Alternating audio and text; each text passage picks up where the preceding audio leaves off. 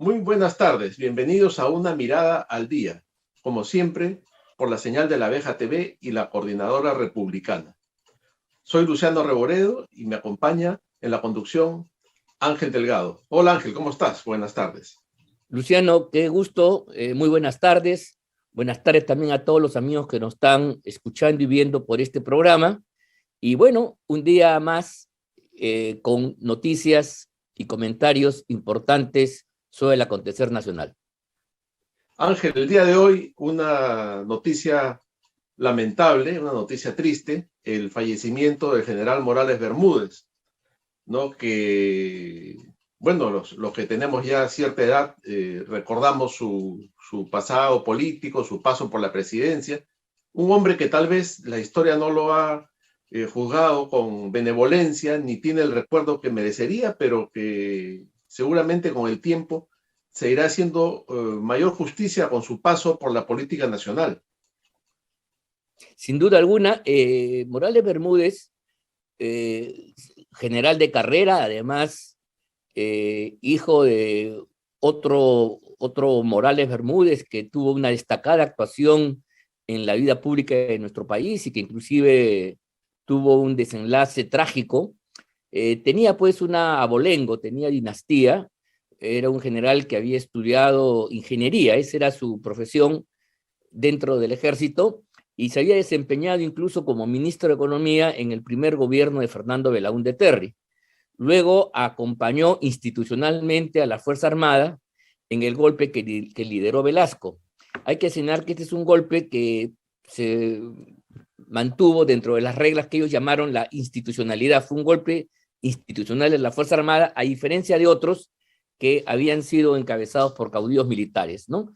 Bueno, y ahí se llevó el proceso de la Revolución Peruana, tuvo una participación en la primera fase, pero lo interesante es que él inició ante la caída de Velasco por enfermedad una segunda fase donde corrigió el rumbo que el país estaba llevando hasta el momento. Inclusive a partir del año 75, 76, se produce una grave crisis económica, es la crisis del petróleo de esos años, impacta duramente en nuestra economía, y las reformas que se habían llevado adelante en los años anteriores, con mucho ditirambo, con mucha escenografía, empezaron pues a sufrir este riesgo y no dar soluciones a los graves problemas del país.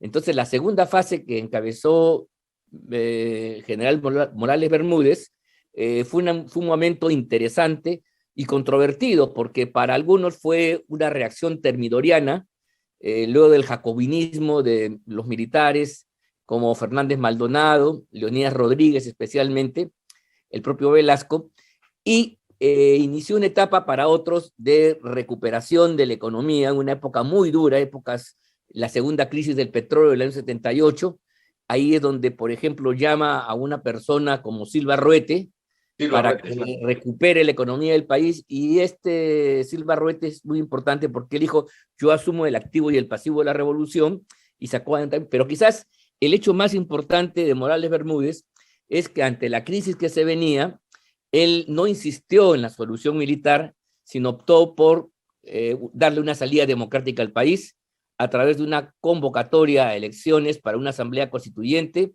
el año 78, la emisión, la elaboración de una comisión del año 79 y la recuperación del proceso democrático a partir de los años 80.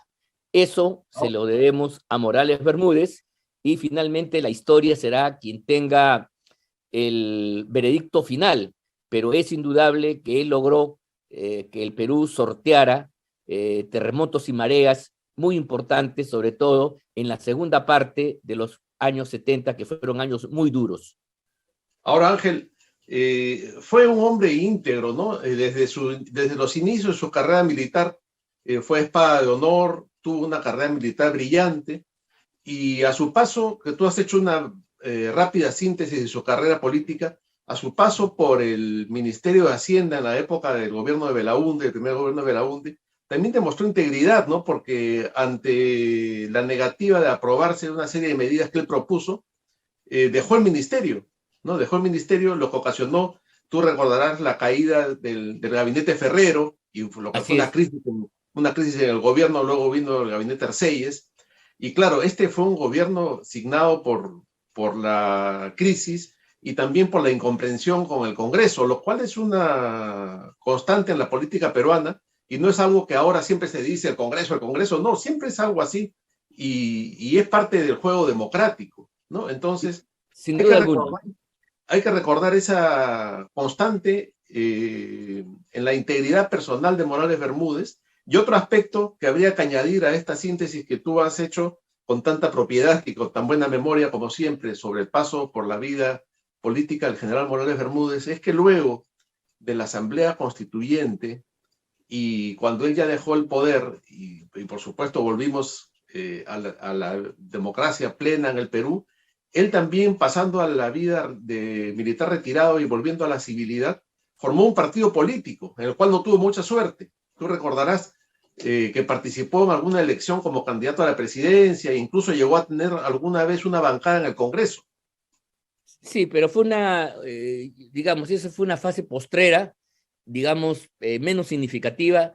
Lo Así es. importante es que él produce, mira tú, es un personaje importante porque está en dos momentos de la historia del país. Sin duda alguna, el régimen político de los años 80, que algunos, como Henry Peace, llaman la etapa de una hegemonía oligárquica, más o menos es la prolongación de la república aristocrática de comienzos del siglo XX, interrumpida por el leguismo y la turbamulta de esos años de Sánchez Cerro, Benavides, incluso el primer gobierno de Prado, qué sé yo, un periodo de profunda inestabilidad política que incluso produce el primer brote terrorista de guerrilleros en los años 65, donde ahí tiene un rol protagónico ni más ni menos el que ha sido ministro del señor Castillo, el señor Héctor Béjar.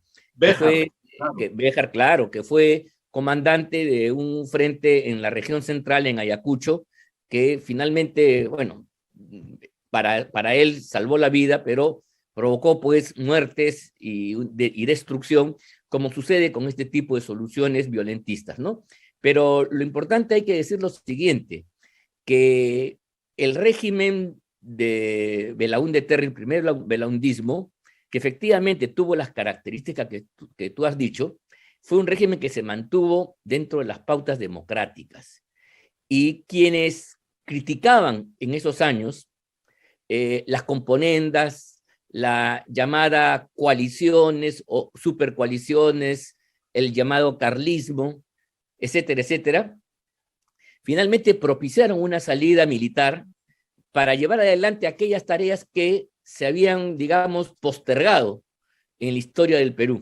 Tareas de reformas profundas, llamadas estructurales, que a la luz de los hechos, a la luz de la historia, es un periodo en verdad de desastre en la historia del Perú. Por eso yo creo que una de las lecciones que hay que tomar es que el régimen democrático peor concebido y estructurado es superior a la mejor de las dictaduras.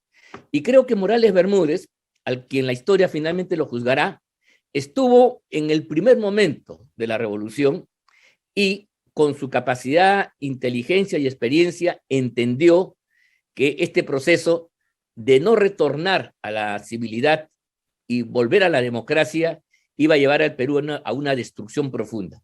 Las reformas que se iniciaron con mucho ímpetu empezaron a ralentizarse y además fracturaron al país de modo brutal. Y una de las herencias de esa etapa es la violencia terrorista que ya asomó a comienzos de la década siguiente, de la década del 80. Pero digamos, las contradicciones, los factores políticos, materiales y subjetivos se gestaron en estos años. Y Morales Bermúdez, repito, que estuvo en los inicios del proceso revolucionario, entendió en un momento determinado la necesidad de producir un cambio. Esa es su grandeza. Y entonces, en lugar de profundizar la revolución como querían algunos, como el general Morales Bermúdez, como el general Leonidas Rodríguez, entre otros, él optó por una salida a la democracia, con muchas tensiones y dificultades. Los grandes paros nacionales del 19 de julio de 1977, por ejemplo, las grandes jornadas populares en todo el país el año 78, en medio de la Asamblea Constituyente. Sin embargo, logramos con mucha angustia pasar a la etapa democrática. Lamentablemente, la democracia, que se inauguró nuevamente con Fernando Belaúnde Terry, tuvo un peso demasiado grave, entre otras cosas, por las reformas, el gigantismo del Estado heredado, pero por otro lado también por la herencia no querida de esta violencia terrorista y demencial que significó Sendero Luminoso y a Emael Guzmán, que justamente apareció el mismo día en que se llevaban a cabo las elecciones allá en un pueblito de Ayacucho, en Chusqui, ¿no? En mayo de los años 80, justamente, en pleno proceso electoral, y que fue pues el anuncio de una etapa de violencia de la cual todavía las heridas, las consecuencias y la memoria está de alguna manera presente en la vida política muchos años después.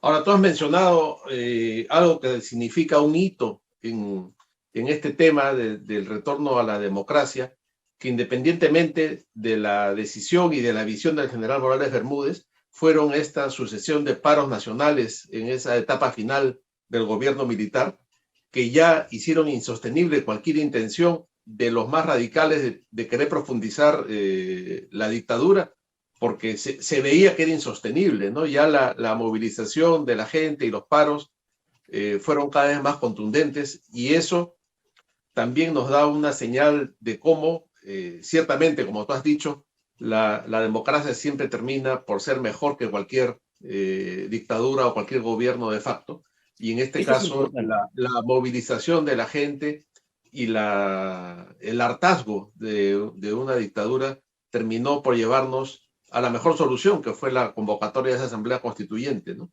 Sí, para abrir un curso a la democracia. Y decir lo siguiente, desde el punto de vista económico, el velasquismo significó el punto más alto de un proceso económico llamado de sustitución de importaciones, de crecimiento hacia adentro, que impulsaba en ese entonces la Comisión para América Latina de las Naciones Unidas, ¿no? La CEPAL. O sea, planteaba un conjunto de reformas, la reforma agraria, la reforma en la empresa, un crecimiento hacia adentro, levantar aranceles, un modelo donde el Estado cumplió un rol central en la economía. Y este modelo, mira tú, no soportó la crisis de finales de los años 70, ¿no? Y quizás el segundo belaundismo no tuvo la fuerza suficiente para modificar en democracia este proceso. Peor aún, Alan García en su primer gobierno intentó una salida voluntarista y profundizó la crisis que tenía un basamento estructural y que venía de atrás, y disparó la economía en una inflación vertiginosa de casi 1.000.000%, ¿no? Todos recordamos, bueno, todos no, los que vivimos esa época recordamos esos tiempos verdaderamente siniestros, y en paralelo un terrorismo cada vez más creciente que ya empezaba a amenazar las ciudades. Es en ese contexto que llega Fujimori. Y Fujimori, mira tú, a pesar de romper las reglas democráticas con las cuales nosotros siempre vamos a disentir, digamos, tuvo la virtud de, por un lado, iniciar otro curso en la economía política, que es el que hasta ahora mantenemos, el de afirmar una economía de mercado que estaba bloqueada, que estaba distorsionada en los años anteriores, y que justamente se gestó con gran fuerza durante el velasquismo. Creo que el hombre de transición otra vez es Morales Bermúdez, que nos permite pasar de una etapa a otra etapa, y entonces la democracia, si bien tuvo, digamos, un periodo de vacilación, de dificultades para poder dar solución a los temas económicos, sí a la postre permitió una salida autoritaria, la fujimorista, y corrupta también, creo yo, en muchos aspectos, pero que sí significó la inserción de la economía peruana en el mundo, la liberación, la desregulación, la promoción de la inversión privada, y ese modelo de crecimiento más o menos es el que se ha mantenido durante todo el siglo XXI, hasta el momento actual, donde otra vez, por negar estos postulados, tenemos la crisis que estamos viviendo, de alguna manera, ¿no? Ahora, claro, tú has mencionado dos momentos de cambio importantes que implican dar una vuelta radical al modelo, y en ambos momentos hay de por medio un cambio de constitución. Fíjate tú lo que estamos recordando, ¿no? El Sí, momento en claro. que Morales Bermúdez convoca a una constituyente y salimos de un proceso militar, de un proceso revolucionario militar y de una dictadura a volver a la democracia, pero manteniendo un poco la forma y ciertos conceptos del desarrollismo y del estatismo de aquellos años. Has mencionado la CEPAL, y era Sí, un poco claro. el modelo, ¿no? Incluso la Constitución española sirve de modelo para la Sí, Constitución la que del ve 78, claro. la Asamblea del 79 en el Perú. Y luego mencionas que salimos de esta crisis y nos insertamos en la economía mundial y todo lo demás con la Constitución del 93 que promueve el gobierno de Fujimori. Y entonces ahí es interesante ver cómo se puede cambiar todo el modelo y todo lo que puede estar en riesgo ante la posibilidad de tocar y mover la Constitución, que implica, de alguna manera, restablecer todas las reglas de juego y refundar y cambiar por completo el país. Y ahí está, vamos a ir a la actualidad, porque estamos hablando mucho de temas de historia, ahí está el peligro que implica esta tendencia que hay hoy en día de intentar una asamblea constituyente para cambiarlo todo, obviamente, Claro. y que pondría en mucho riesgo al país. Sí, claro, es cierto lo que dices. Sin embargo, también hay que recordar que la Constitución del 93 le permitió a Fujimori reelegirse indebidamente una vez más, y eso ya provocó la crisis que anunció su caída. Y por otro lado, señalar que sí, pues efectivamente, de mi punto de vista, las reformas liberales que el Perú necesitaba luego de un estatismo exacerbado, a mi juicio hubieran sido mejor, de mi punto de vista, desarrollado bajo un régimen democrático. La democracia tiene dificultades y problemas, es más lenta, pero a la larga te permite que las reformas tengan un asiento más duradero. En cambio, aquellas reformas que se hacen de modo impositivo, por positivas que sean, no terminan siempre bien. En todo Claro, caso, ese es la un rapidez, con ¿no? la La historia, ¿no? rapidez en la legislación. Lo que hablábamos ayer o anteayer, Ángel, sobre el tema de la unicameralidad también, ¿no? Ah, no, claro, claro, claro. Yo creo que eso, bueno, la democracia, es que hay que entender, a contracorriente de esta época, estaba leyendo un libro sobre la materia, donde la sociedad de información, ¿no? Superabundante en datos, es un poco contraria a la reflexión, a la búsqueda de una verdad que requiere de un proceso de maduración, de meditación, de dialéctica contradictoria para llegar a determinados puntos de vista. Hoy tenemos una aluvión de informaciones como nunca lo hemos tenido en la historia de la humanidad, pero a veces sabemos menos, ¿no? O sea, el hecho de tener una data impresionante, pero desordenada, desorganizada, sin priorizar qué cosa es lo importante, qué cosa es lo secundario, no nos permite necesariamente comprender mejor la realidad. Porque a veces, perdidos en el bosque de los datos, no sabemos cuáles son los elementos sustantivos fundamentales, cuáles son los árboles o las plantas más importantes que explican el conjunto. Esa es una contradicción de nuestra época, y creo que la democracia pues corresponde a ese proceso. Por eso que la democracia un poco sometida hoy a un telecontrol, tanto de redes como de la propia televisión, de los medios de comunicación masivo, y quizás el proceso democrático pues sufra o no se adapte, digamos, a este ritmo donde hay una suerte de instantaneidad para dar respuestas. Casi nos hemos acostumbrado ante un estímulo, una respuesta, ¿no? Claro, sí. Hay cierta información, ¡pum!, y la gente reacciona en tal sentido. Y eso quizás no es lo mejor, pero en fin, estamos especulando demasiado y quizás ya estamos confundiendo un poco a los amigos que nos están escuchando. Ángel, cambiando un poco de tema, el día de Sí, ayer en el Congreso se rechazó la realización en el Perú de la 52ª Asamblea de la OEA, que se preveía que se realizase en el Perú en el mes de octubre.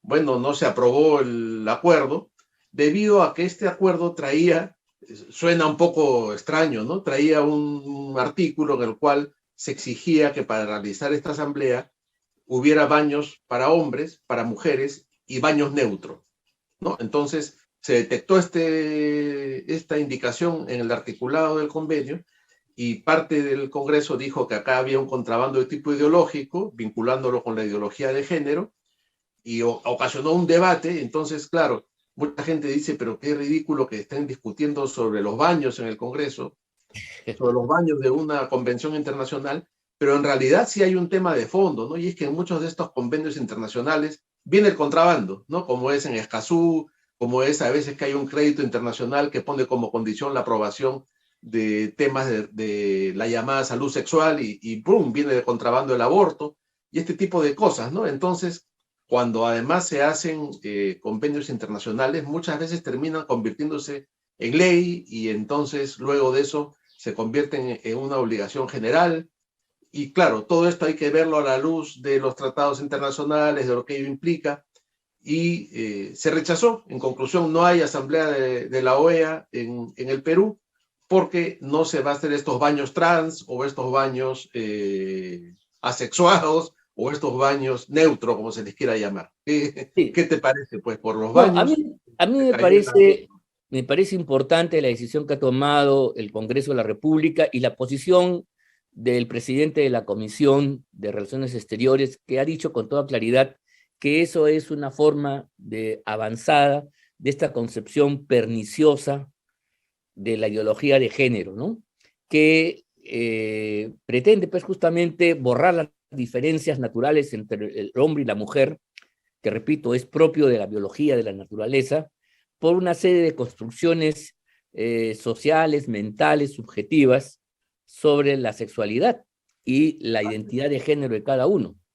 Mira tú, estas cosas podrían parecer secundarias y alguien puede reírse y pensar que lo que estamos diciendo ahora es una exageración, pero en algunas partes de Estados Unidos hay un profundo debate, ya no sobre el baño neutro, sino sobre el derecho que tiene una persona que es hombre físicamente es hombre, en su vestimenta, en su anatomía, es hombre biológicamente, pero dice que se siente mujer y entonces quiere tener el derecho de entrar al baño de señoras, al baño de mujeres.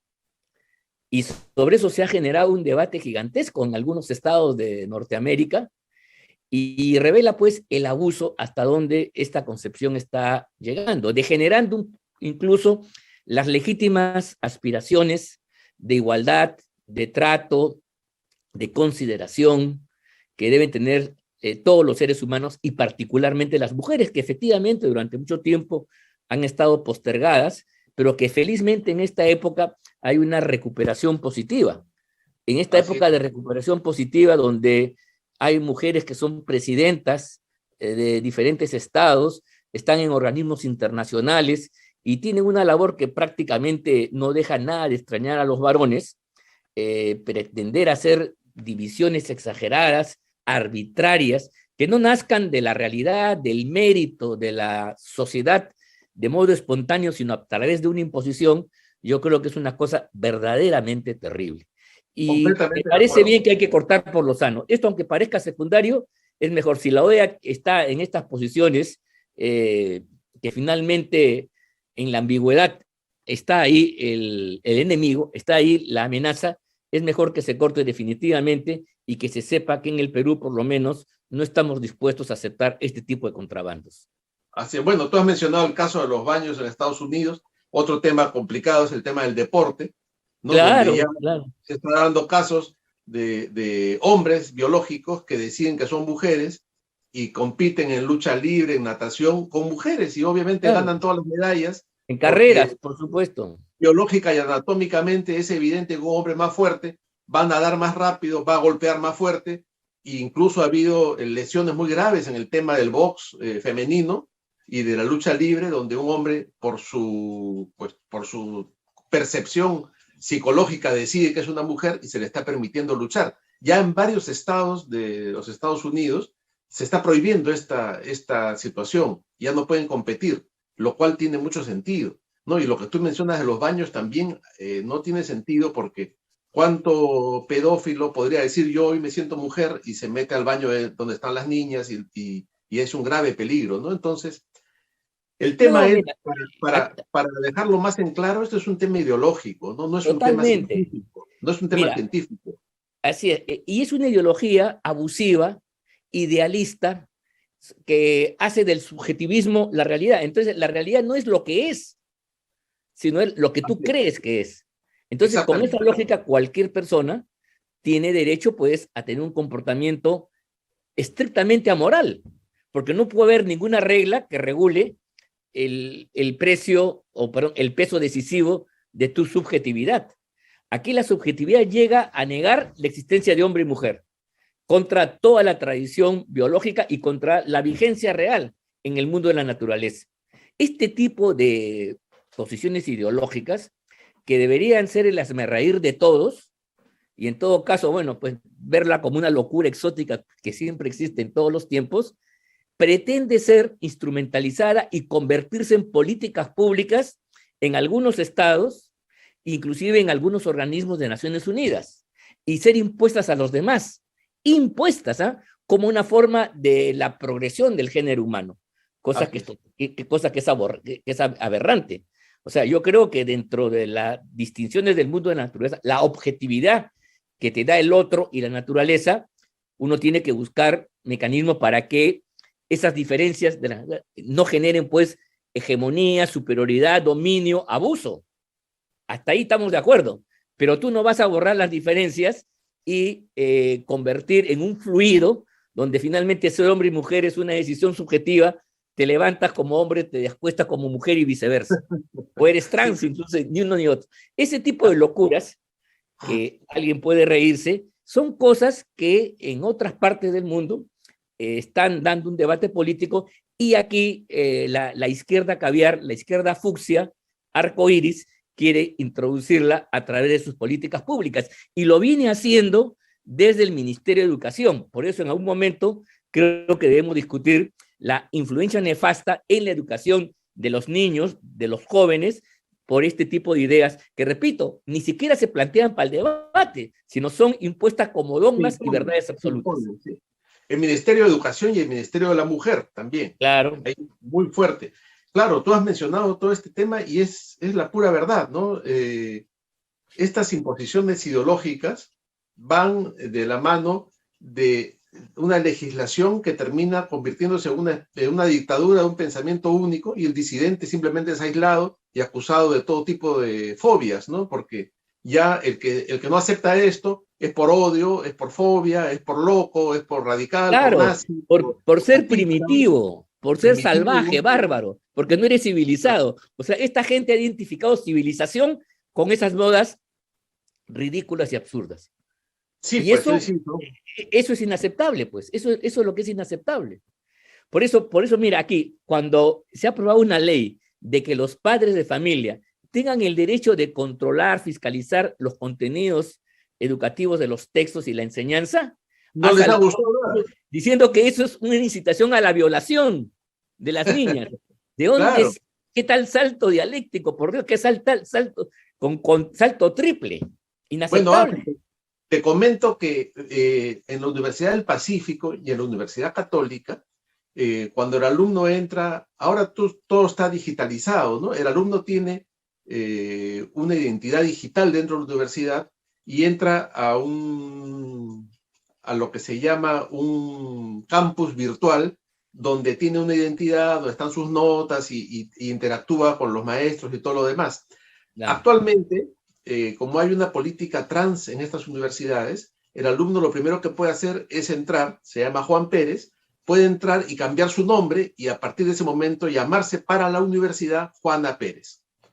Y cambiar su género y poner, ya no es este varón, sino uno de los 120 géneros que existen, ¿no? El gran problema está en que el día que se gradúe, su título va a salir como Juan. Entonces, todo es una fantasía, es un delirio, ¿no? Pero ese delirio en el que nos van introduciendo, esa locura, esta cosa extraña, se va imponiendo como si fuera una realidad. Tú lo has descrito perfectamente. Entonces, reitero, está muy bien lo que ha sucedido en el Congreso, porque se va marcando el territorio, ¿no? Y se va y se va demostrando que no nos pueden imponer ese tipo de cosas. No, y estas cosas, el problema no es lo que él crea, porque cada uno hace con su cuerpo y su vida lo que le da la gana en última instancia, sino que al final hay un problema, la sociedad, el resto, ¿cómo lo trata a esta persona? Como Juan, Juana, como que, no sé si me explico. Entonces, hay una serie de problemas gravísimos, ulteriores, a partir de estas modas, que sí tienen efectos nefastos en la sociedad, ¿no? Por Claro, ejemplo, si es Juana, quiere ir al baño de mujeres después de la universidad. No, oye, y Obviamente. como la discriminación es un delito, si tú le dices Juan, terminas con un problema legal, Así es. ¿no? Porque te denuncian por discriminador. O sea, es todo una cosa perversa, ¿no? Una cosa perversa y un enredo que deberíamos tal vez dedicarle un día de estos un programa a desentrañar todo lo que hay detrás de todo esto, porque el día de hoy ya el tiempo nos ha ganado, Ángel, y nos tenemos que despedir hasta el lunes, porque nuestro programa va, como bien sabes, de lunes a viernes. Muy bien, hasta el próximo lunes entonces. Muy buenas tardes y muchas gracias. Nos vemos, hasta el lunes. Nos vemos.